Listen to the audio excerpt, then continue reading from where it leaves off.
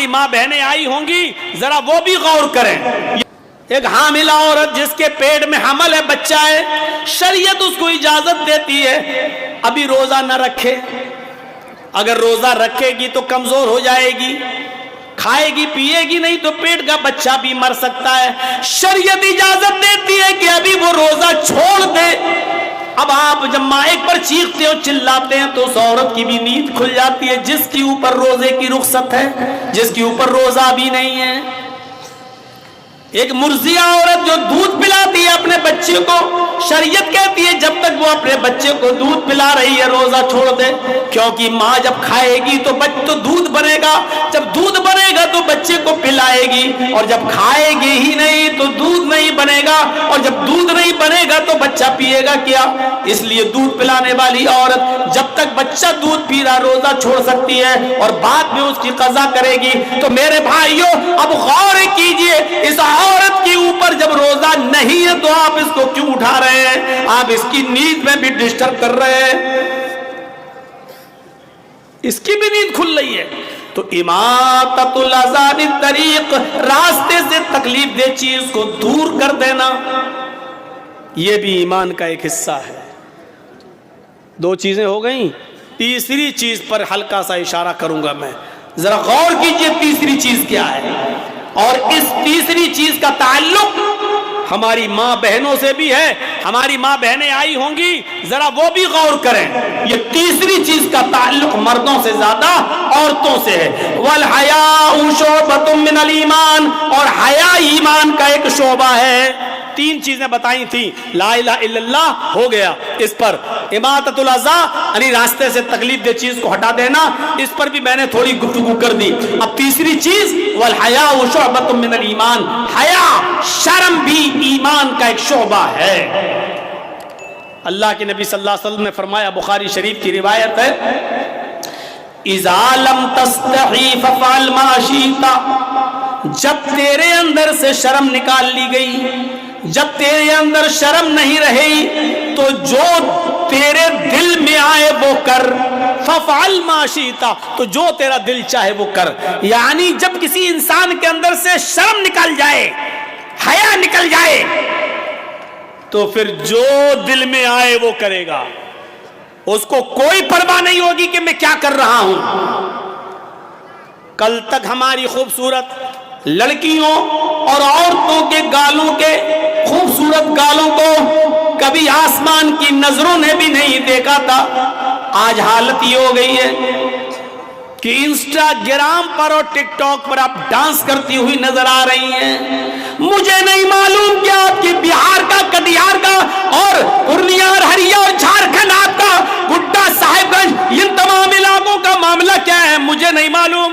آپ غور کر کے دیکھیے کہ آپ کے انسٹاگرام پہ آپ کے علاقے کی لڑکیاں کیا کر رہی ہیں، ہمیں اتنی جانکاری نہیں ہے۔ ہم لکھنؤ سے تعلق رکھتے ہیں، لکھنؤ کے بارے میں ہمیں اتنا معلوم ہے کہ بڑے بڑے حاجیوں، بڑے بڑے نمازیوں اور بڑے بڑے ملاؤں اور بڑے بڑے مولویوں اور بڑے بڑے حافظوں اور بڑے بڑے قاریوں کی لڑکیاں بھی انسٹاگرام پر اپنے سروں سے دوپٹے اتار اتار کر ریل بنا رہی ہیں، انسٹاگرام پہ ڈانس کرتی ہوئی نظر آ رہی ہیں، ناچ رہی ہیں۔ ان کے کپڑے چھوٹے ہو چکے ہیں، شارٹ ہو چکے ہیں، ان کے پنڈلیاں کھل چکی ہیں، ان کے گھٹنے بھی کھل چکے ہیں۔ میری پیارے ساتھیوں غور کرو، جب حاجیوں اور نمازیوں کی بیٹیاں محفوظ نہیں رہی تو اور دوسروں کے بارے میں کیا بات کریں۔ اذا لم تستحی ففعل ما شئت، جب تیرے اندر سے شرم و حیا ہی نکال لی گئی تو جو تیرے دل میں آئے وہ کر۔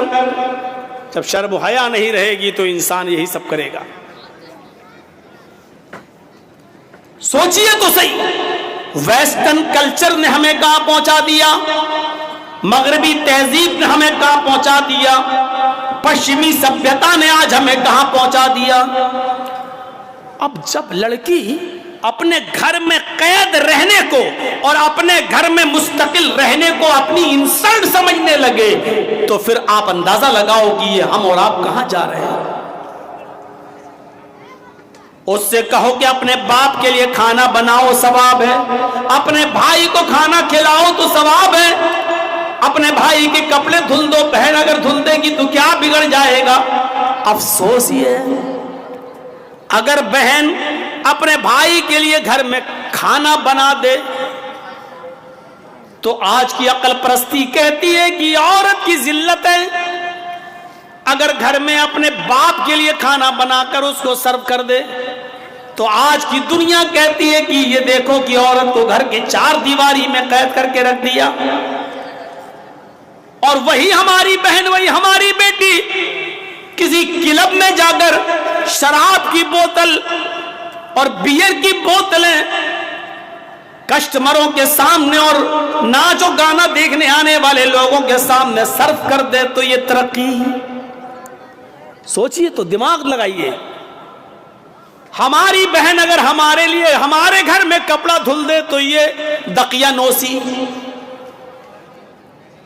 اور ہوٹلوں میں جا کر کام کرے اور مسافروں کے لیے کپڑا دھلے، چادر دھلے اور اس کو بیڈ بستر پہ بچھائے تو یہ ترقی یافتہ. ہماری بہن اور ہماری بیٹی اگر کھانا لا کر ہمیں سرو کر دے تو دقیانوسی. لیکن پلین کے اندر، فلائٹ کے اندر جائی اور پلین کے اندر وہی اسکرٹ پہن کر اگر ہماری وہی بہن اور ہماری بیٹی پیسنجرز کے سامنے کھانا سرو کر دے، ان کے سامنے بریک فاسٹ سرو کر دے تو ترقی یافتہ. اس عقل نے ہمیں کہاں کا چھوڑا ہے؟ اپنے بھائی، اپنے باپ کے لیے، اپنی ماں کے لیے، اپنی بہن کے لیے کھانا سرو کرنا تو دقیانوسی ہو گیا. اور باہر والوں کے لیے کھلانا پلانا ترقی یافتہ ہونے، لڑکی کے ترقی یافتہ ہونے کی نشانی ہو گئی. فرمایا اذا لم تستحی فافعل ما شئت، جب تمہارے اندر شرم و حیا نہیں رہے گی تو جو تیرا دل چاہے گا وہ کرے گا. ہماری بہنوں اور بیٹیوں سے جب شرم و حیا نکال لی گئی تو یہی سوچ آ گئی. ورنہ میرے بھائیو غور کرو، شریعت تو یہاں تک کہتی ہے اور یہ سب کو معلوم ہے کہ عورت مسجد میں نماز پڑھنے جا سکتی ہے. اجازت ہے، عورت مسجد میں نماز پڑھنے جا سکتی ہے. بلکہ اللہ کے نبی نے یہاں تک فرمایا لا تمنعوا ماء اللہ یصلین فی المسجد، اگر تمہاری عورتیں مسجدوں میں نماز پڑھنے جائیں تو ان کو ہرگز مت روکو، ان کو جانے دو. اگر عورتیں مسجد میں نماز پڑھنے کی اجازت مانگے تو دے دو. حدیث اپنی جگہ پر ہے، عورتیں مسجد میں جا سکتی ہیں. مسئلہ سن لیجئے، عورتیں مسجد میں جا سکتی ہیں. دوسری بات ذہن میں رکھیے، اگر کوئی عورت آپ سے، آپ کی بیوی، آپ کی بہن بیٹی اگر مسجد میں نماز پڑھنے کی اجازت مانگے تو آپ اس کو روکو مت، مسجد میں نماز پڑھنے کی اجازت دے دو، اپنی جگہ پر صحیح.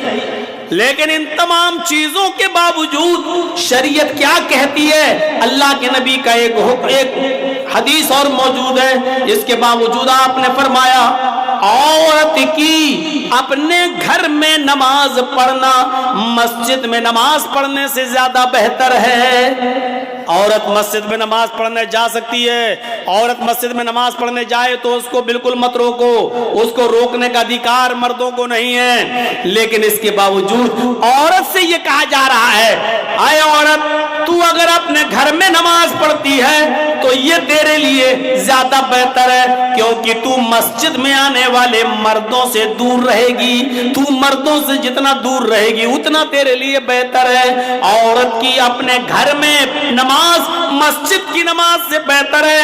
اس کے بعد فرمایا عورت کا اپنے برآمدے میں نماز پڑھنا، عورت کا اپنی گیلری میں، اپنے برآمدے میں نماز پڑھنا گھر کے صحن میں نماز پڑھنے سے افضل ہے. گھر کے صحن میں تو کوئی نہ کوئی آتا رہتا ہے، اس لیے برآمدے میں نماز پڑھے گی تو اور زیادہ افضل ہے. اور اس ٹکڑے پر غور کیجئے گا، اس ٹکڑے پر غور کیجئے گا، عورت کا اپنے کمرے میں، اپنی کوٹھری میں جس میں وہ اپنے شوہر کے ساتھ رہتی ہے اور رات میں وہ کمرہ بند کر لیا جاتا ہے، یعنی جس کمرے میں وہ اپنے ہسبینڈ کے ساتھ رہتی ہے اس کوٹھری میں، اس کمرے میں نماز پڑھنا گھر کے برآمدے میں نماز پڑھنے سے افضل ہے۔ یعنی وہ عورت جو اپنے کمرے میں گھر کے اندر کوٹھری میں اندر نماز پڑھے گی وہ اور زیادہ افضل ہے، کیونکہ وہ مردوں سے اتنا ہی زیادہ دور رہے گی۔ گھر میں بھی تو لوگ آتے جاتے رہتے ہیں، کبھی چچا کا لڑکا، کبھی خالہ کا لڑکا، کبھی پھوپھا کا لڑکا، کبھی موسا، یہ سب آتے جاتے رہتے ہیں، اور پردہ تو ان سے بھی ہے نا۔ ایک لڑکی کو اپنے خالہ کے لڑکے سے بھی پردہ ہے، اپنے چچا کے لڑکے سے بھی پردہ ہے، اپنے ماموں کے لڑکے سے بھی پردہ ہے، تو پردہ تو ان سے بھی ہے، اور یہ لوگ تو گھروں میں آتے جاتے رہتے ہیں جیسے کوئی معمولی بات ہو۔ تو عورت کا اپنے کمرے میں، اپنے کوٹھے میں، اپنے بیڈ روم والے کمرے میں نماز پڑھنا باہر آنگن میں اور برآمدے میں نماز پڑھنے سے افضل ہے۔ یہ بتایا ہے، یہ عورت کی شرم و حیا ہوتی ہے۔ اللہ کے رسول صلی اللہ علیہ وسلم نے عورت کو اتنا زیادہ مردوں سے دور رہنے کا حکم دیا ہے۔ کرتے ہیں آج ہم لوگ؟ اس سے اندازہ لگائیے شرم و حیا کا، عورت کی شرم و حیا کا کیا معنی ہوا، اس سے آپ اندازہ لگائیے۔ ہاں، اس کے باوجود اگر کوئی عورتیں مسجد میں آنا چاہیں پردے کے ساتھ تو آ سکتی ہیں، کوئی بات نہیں، لیکن ایک اور نقطہ دیکھیے، اگر تم مسجد میں جا بھی رہی ہو تو جاؤ، نماز پڑھنے کے لیے اجازت ہے، لیکن اس وقت بھی تمہارے لیے ایک حکم ہے۔ اللہ کے نبی کے زمانے میں عورتیں مسجد میں آیا کرتی تھیں، ہر عورت چاہتی تھی کہ میں محمد رسول اللہ کے پیچھے نماز پڑھوں۔ نبی کے پیچھے نماز پڑھنے کا مقام و مرتبہ ہی کچھ الگ ہے، تو ہر عورت چاہتی تھی کہ میں نبی کے پیچھے نماز پڑھوں، اور وہ جایا بھی کرتی تھی اور نبی کے پیچھے نماز بھی پڑھتی تھی۔ اس موقع پر اللہ کے نبی صلی اللہ علیہ وسلم نے پہلی صف کی فضیلت بتائی، مردوں کو خطبہ دیتے ہوئے پہلے صف کی فضیلت بتائی۔ آپ نے فرمایا لوگو نماز کی پابندی کرو، کوشش کرو پہلے صف میں نماز پڑھنے کی۔ تو میں نہیں معلوم پہلے صف میں نماز پڑھنے کا ثواب کتنا ہے۔ آپ نے فرمایا اگر لوگوں کو یہ پتہ چل جائے کہ اگلی صف میں، سب سے اگلی صف میں نماز پڑھنے کا ثواب کتنا زیادہ ہے تو لوگ لڑنے لگیں گے اگلی صف میں آنے کے لیے، جھگڑا کرنے لگیں گے آگے والی صف میں نماز پڑھنے کے لیے، یہاں تک کہ قرآن دازی کی نوبت آ جائے گی، یہاں تک کہ قرآن دازی کی نوبت آ جائے گی، پرچیاں اٹھانے لگیں گی اور نام پڑھا جانے لگے گا۔ نام ہے، کس کا نام آیا اس کو آگے کر دیا جائے، کس کا نام آیا اس کو آگے کر دیا جائے، لہذا قرآن دازی کی نوبت آ جائے گی۔ اتنا زیادہ ثواب ہے اگلی صف میں نماز پڑھنے کا کہ اگر لوگوں کو بتا دیا جائے کہ اس کا ثواب کتنا ہے تو لوگ لڑنے اور جھگڑنے لگیں گے اگلی صف کے لیے۔ اب اندازہ لگائیے کتنا ثواب ہے۔ خیر صفوف الرجال اولها وشرها آخرها، مردوں کے لیے سب سے بہتر ہے کہ وہ اگلی صف میں نماز پڑھے۔ ثواب کے اعتبار سے مردوں کی اگلی صف سب سے بہتر ہے، اور سب سے بری صف ہے سب سے پیچھے والی۔ سب سے لاسٹ میں آیا، سب سے پیچھے اس کو جگہ ملی، سب سے پیچھے نماز پڑھ رہا ہے، اللہ اکبر۔ مرد کی سب سے پچھلی صف سب سے بری صف ہے ثواب کے اعتبار سے، ثواب کی کمی و بیشی کے اعتبار سے سب سے بیکار صف کون سی ہے؟ سب سے پچھلی صف۔ اگلی صف کا ثواب دیکھ لیا، لیکن عورتوں کے بارے میں کیا فرمایا؟ آئے مستورات سنو، اگر رات کے 3:15 بجے تک بھی تم یہاں موجود ہو اور نیموں کے اس جلسے میں بیٹھ کر سن رہی ہو تو سنو، اللہ کے نبی جناب محمد رسول اللہ نے فرمایا خیر صفوف النساء آخرها وشرها اولها، عورتوں کی پچھلی صف سب سے پیچھے والی صف سب سے افضل صف ہے، سب سے بہتر صف ہے ثواب کے اعتبار سے، اور سب سے بری صف ہے آگے والی صف۔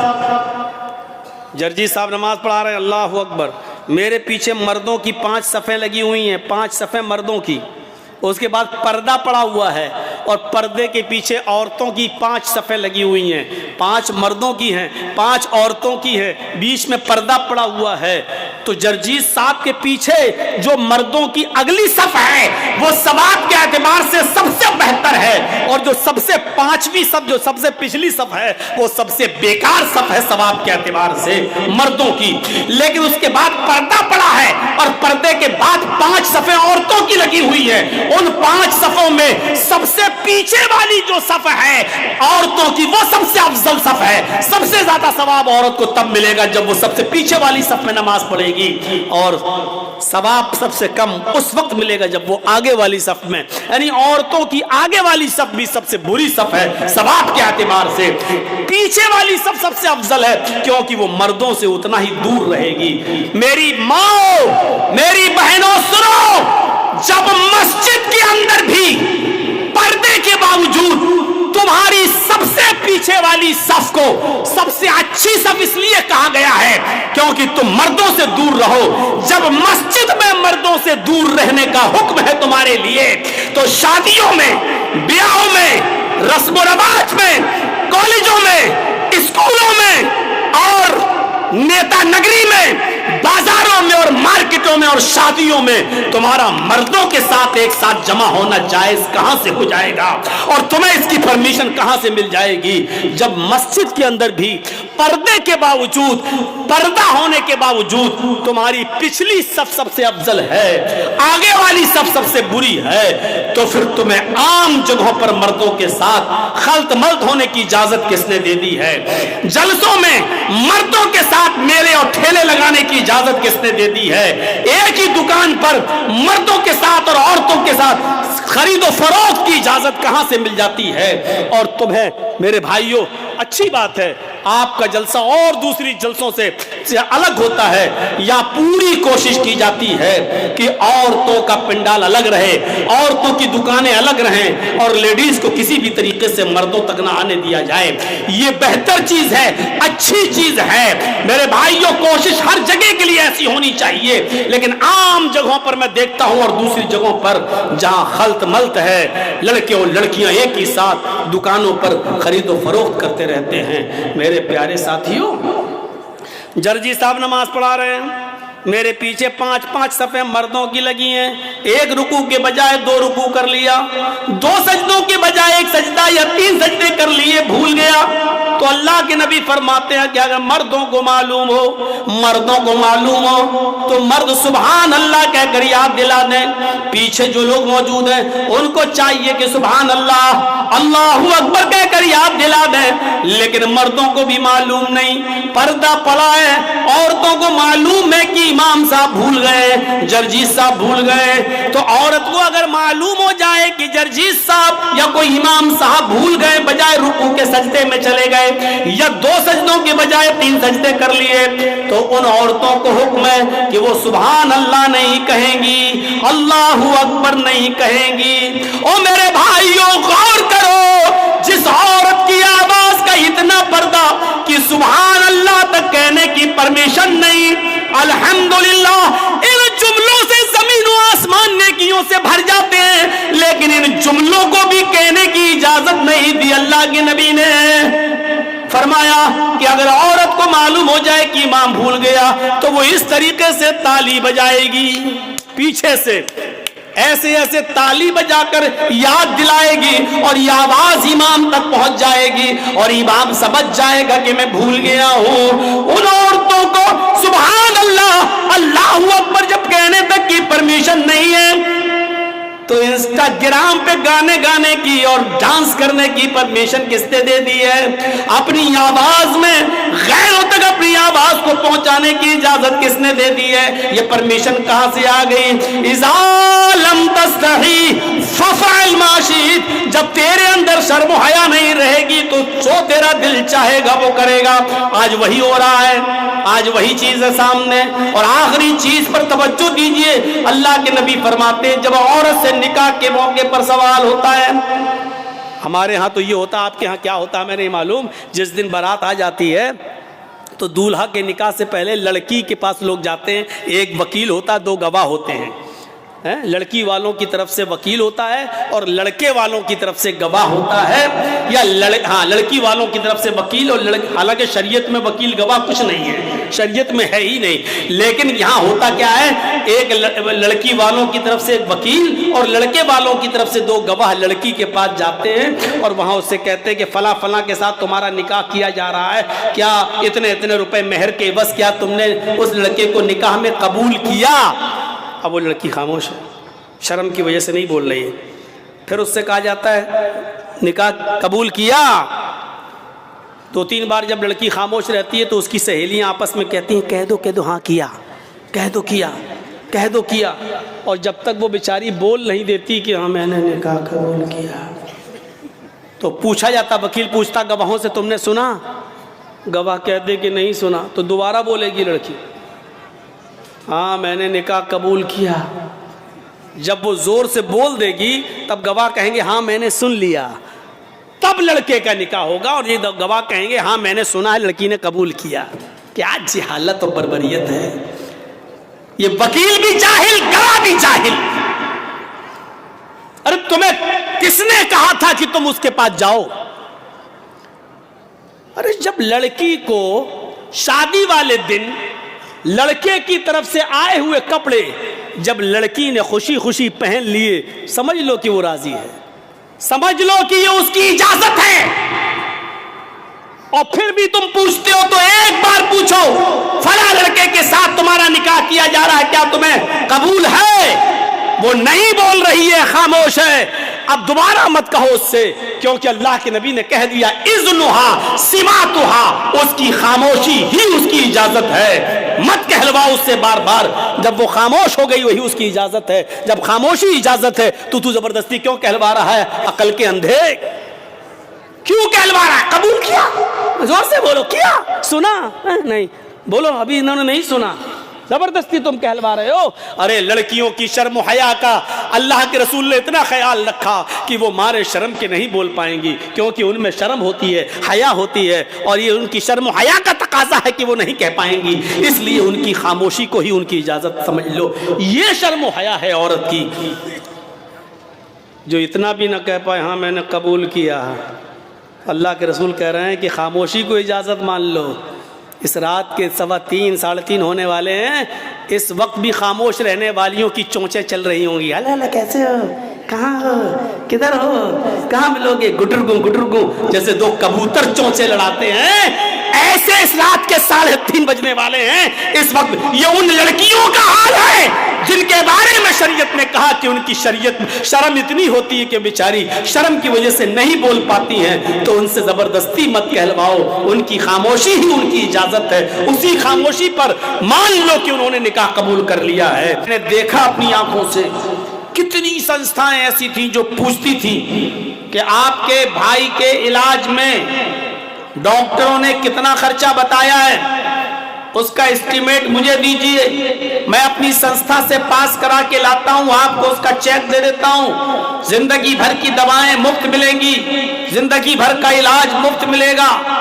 میرے بھائیوں، کیا آپ اس کو کم بڑا کام سمجھتے ہیں؟ کتنا بڑا کام ہے یہ، کیا آپ اس کو معمولی کام سمجھتے ہیں؟ نہیں، حقیقت میں دیکھا جائے تو یہ بہت بڑا کام ہے، غریبوں کا، مجبوروں کا اور بے بسوں کا علاج کرانا اور بیماروں کا علاج کرانا۔ لیکن جو تنظیمیں یہ علاج کرا رہی ہیں ان کو کیا ملے گا؟ آپ ہی بتائیے، کیا فائدہ ہے ان کو؟ اخروی فائدہ کیا ہے؟ ان کو کوئی ثواب نہیں ملے گا، اس لیے کہ وہ یہ اچھا کام تو کر رہے ہیں لیکن اس اچھے کام پر کوئی ثواب اس لیے نہیں کیونکہ وہ ایمان سے خالی ہے۔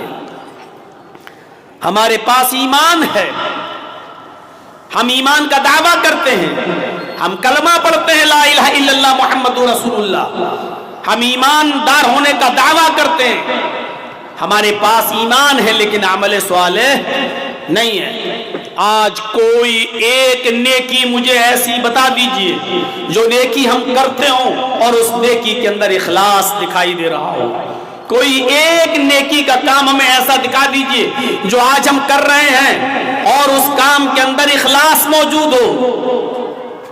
آج ہم جمعے کے دن مسجد میں نماز پڑھنے آ رہے ہیں تو یہ سوچ کر آ رہے ہیں کہ گاؤں والے یا محلے والے یہ نہ کہیں کہ دیکھو وہ کتنا بڑا کمینہ انسان ہے، جمعے تک کی نماز نہیں پڑھتا۔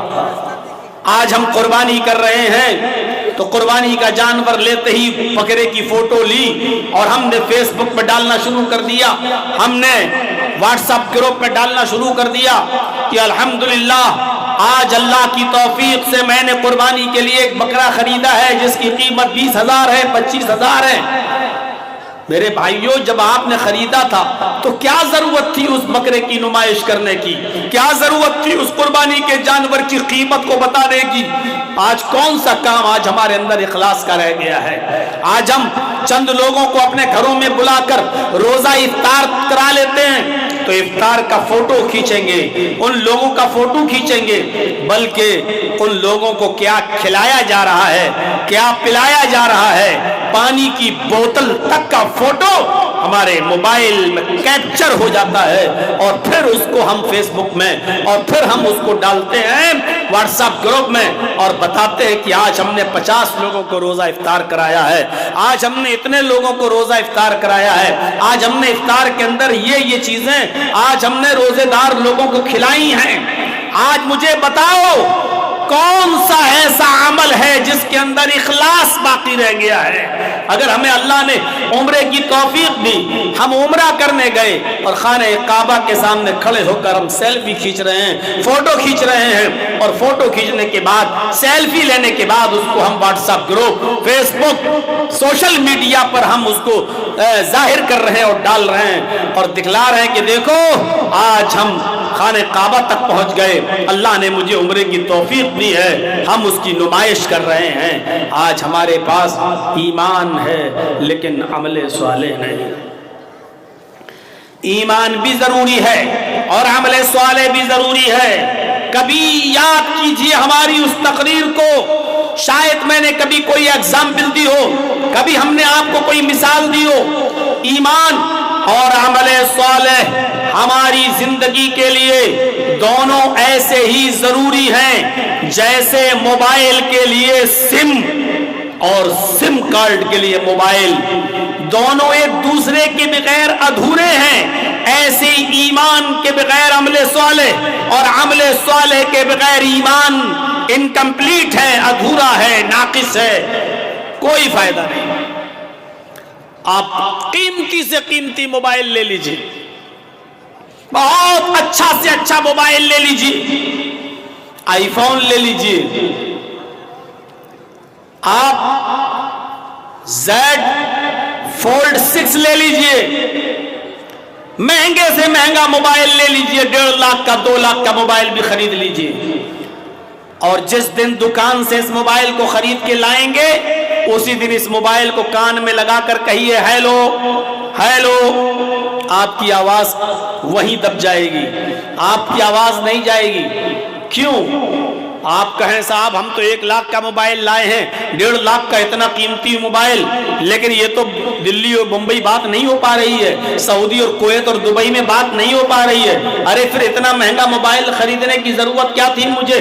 آپ چیختے رہیے لیکن آپ کی آواز نہیں جائے گی۔ کیوں؟ اس لیے کہ موبائل تو آپ نے لے لیا لیکن اس موبائل کے اندر سم نہیں پڑا ہوا ہے۔ جب تک سم کارڈ نہیں ڈالیں گے اور اس سم میں بیلنس نہیں ہوگا تب تک آپ کی آواز دوسرے کو نہیں پہنچے گی۔ موبائل بہت قیمتی ہے آپ کا لیکن سم نہیں پڑا، موبائل بیکار ہے۔ اب آپ سم لے لیجئے، جیو کی لے لو، ایئرٹیل کی لے لو، ووڈا کی لے لو، کسی بھی اچھی کمپنی کی سم لے لو اور اس سم میں 10,000 روپے کا بیلنس بھی بھر لو، 20,000 50,000 کا بیلنس بھی ڈال دو۔